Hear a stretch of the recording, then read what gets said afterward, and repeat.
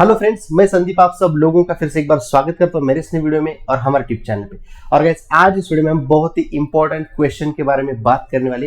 ये क्वेश्चन मुझे उन लोगों से पूछा जाता है जिन लोगों का नी जॉइंट को लेके कुछ ना कुछ सर्जरी हुआ है। अगर आपका टोटल नी रिप्लेसमेंट हुआ है या आपका एसीएल रिकंस्ट्रक्शन सर्जरी हुआ है या नी जॉइंट को लेके कुछ ना कुछ अगर सर्जरी आप लोगों को आए तो उसको लेके एक क्वेश्चन मुझे बहुत बार लोगों से पूछा जाता है। या जितने भी वीडियोस में नी पेन के रिलेटेड यूट्यूब पे अपलोड करता हूँ, इंस्टाग्राम पे अपलोड करता हूँ, तो उसके कमेंट बॉक्स में हमेशा एक कॉमन क्वेश्चन मुझे पूछा जाता है। अब क्वेश्चन ये होता है कि सर मेरा नी सर्जरी हुआ है, फिर वो कोई भी सर्जरी हो, 1 महीना हुआ है, 2 महीने हुए, 3 महीने या 15 दिन हो गए, एक टाइम पीरियड होता है, बट अभी तक मेरा नी पूरी तरह से सीधा नहीं हो रहा है। मैं चलता हूँ तो उसमें बहुत ज्यादा पेन अभी भी मुझे फील होता है, मेरे नी का स्वेलिंग अभी भी कम नहीं हुआ है, मैं चलता हूँ रनिंग करता हूँ तो मुझे नी में डिस्कम्फर्ट स्टिफनेस अभी भी फील होता है, लेग के पीछे पेन होता है। ऐसे काफी सारे क्वेश्चंस लोग हमसे पूछते हैं। अब गाइस, इसमें लोगों को बहुत बड़ा डाउट होता है कि मैंने नी सर्जरी करके कुछ गलती तो नहीं की, मुझे नी सर्जरी करके कुछ मैंने गलत तो नहीं किया, या फिर सर्जरी मेरी कुछ फेल तो नहीं चली गई। तो ऐसे काफी सारे डाउट लोगों के मन में होते हैं। अब एक क्वेश्चन आता क्यों है, आप लोगों को अगर डॉक्टर सर्जरी सजेस्ट करते हैं तो उसके पीछे जरूर कोई ना कोई मेडिकल कंडीशन होगी, कोई ना कोई रीजन होगा। अगर आपका ऑस्टियोआर्थराइटिस ग्रेड 4 के ऊपर चला गया, आपके बोन में बहुत ज्यादा डीजनरेशन हुआ है, तो आपको सर्जरी के अलावा मोस्टली कोई पर्याय नहीं बचता, इसलिए आपको सर्जरी करने के लिए बोलते हैं। या अगर आपका एसीएल का प्रॉब्लम है, अगर आपका एंटीरियर क्रूशिएट लिगामेंट ब्रेक हो चुका है, उसको ठीक करने के लिए आपको सर्जरी अगर बोली जाती है तो उसके पीछे कुछ ना कुछ रीजन जरूर होता है। तो सर्जरी करनी है कि नहीं करनी, इसका पूरा डिसीजन आपके जो डॉक्टर्स होते हैं वो 100% सही तरीके से ले सकते हैं।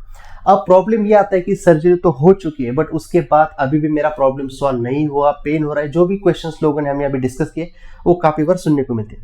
अब ये गलत होता क्या है, ये प्रॉब्लम होती क्यों है, सर्जरी होने के बाद भी आप लोगों का नी पेन, नी का स्वेलिंग, आपका पैर सीधा होना या आपके day to day activity normal होना क्यों नहीं होता बहुत जल्दी?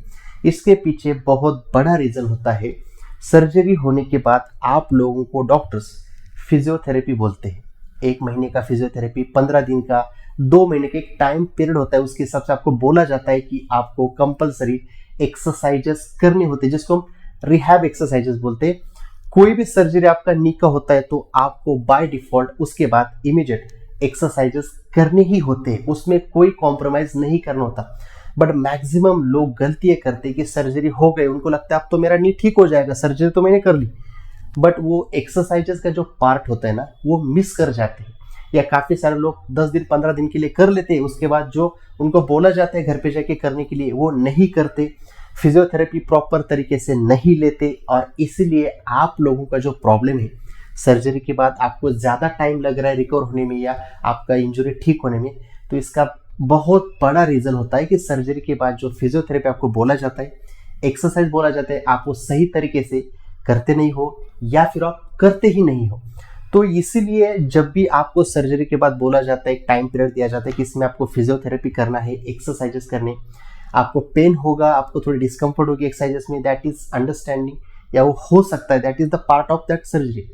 बट आपको कंपलसरी वो सारे के सारे एक्सरसाइजेस जितने दिन बोले गए हैं उतने दिन 100% फॉलो करने हैं। जिन लोगों का सर्जरी के बाद पेन या जो भी कंडीशंस एकदम नॉर्मल हो जाती है, वो बहुत जल्दी चलना फिरना, वॉकिंग सब कुछ शुरू कर देते हैं। आप देखिए, उन्होंने प्रॉपर तरीके से सब फॉलो किया होता है, उनका डाइट, उनका एक्सरसाइज सब कुछ फॉलो किया होता है, इसलिए वो लोग बहुत जल्दी रिकवर हो जाते हैं।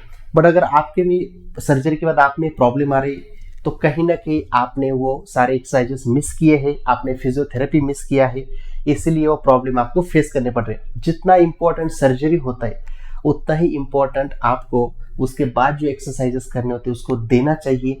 अगर आप दोनों का कॉम्बिनेशन अच्छी तरीके से करोगे तो आपका नी 100% पहले जैसा हो जाएगा, आपका चलना फिरना, रनिंग सब कुछ पहले जैसा हो जाएगा। तो सर्जरी के बाद अगर आपको भी ये प्रॉब्लम फेस हो रही है, आपके नी में पेन है, स्वेलिंग है, जा नहीं रहा है, बहुत दिन से डिस्कम्फर्ट आ रहा है, तो आप फिजियोथेरेपी जो आपको बोला गया था वो स्टार्ट कर दीजिए, किसी फिजियोथेरेपिस्ट की हेल्प लीजिए, या जिन्होंने आपकी सर्जरी की थी उन डॉक्टर से एक बार कंसल्ट कीजिए, वो आपको अच्छी तरह से गाइड करेंगे। तो गाइज, ये वो इंपॉर्टेंट चीज है जो हम मिस कर जाते हैं और फिर हम बस सवाल पूछते रहते हैं कि मेरा ठीक नहीं हो रहा है, मेरा प्रॉब्लम ये है, मेरा वो, बहुत कुछ सवाल आप लोगों के दिमाग में आ जाए। तो इसलिए आप आपका रोल प्ले करिए, आपको बोला गया एक्सरसाइज करने के लिए तो आपको 100% फॉलो कीजिए। अगर उसके बाद भी नहीं हो रहा है, आपका प्रॉब्लम सॉल्व नहीं हो रहा, तो डॉक्टर्स तो है ही, फिजियोथेरेपिस्ट तो है ही, जो आपको पूरी तरह से हेल्प करेंगे आपके प्रॉब्लम सॉल्व करने में। तो आई होप ये इन्फॉर्मेशन आप तक पहुंचना बहुत इंपॉर्टेंट था, क्योंकि सवाल तो आपके बहुत सारे, बट उसका जवाब क्या होता है या उसका आंसर आप कहाँ मिस कर जाते हो, ये भी जानना आप लोगों के लिए बहुत इंपॉर्टेंट है। तो आई होप जो भी इन्फॉर्मेशन मैंने आपको देने की कोशिश की वो आपको पूरी तरह समझ में आई होगी। अब हम मिलते हैं मेरे अगले वीडियो में ऐसे किसी टॉपिक के साथ, तब तक के लिए टेक केयर।